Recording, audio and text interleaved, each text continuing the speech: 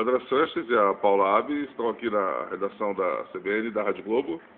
E aqui está o Mário Marra. Tudo bem, Mário? Tudo bem, Diego. E aí, cara, domingo bom hoje, hein? Muito jogo, domingo bom é ótimo, né? Domingo excelente, né? Domingo excelente, já começou, É. cheio de jogo aí, estou vendo aqui alguns resultados. Santos e Atlético, 3-1 pro Santos.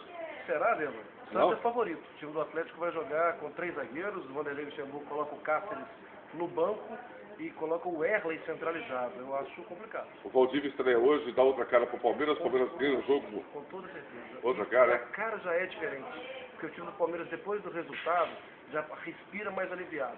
Jogou contra o Vitória, jogou contra o resultado, contra tudo, com um time limitado, e hoje tem Kleber e tem Valdívia. E o jogo final? O jogo da noite. Corinthians e São Paulo? É, tem outro?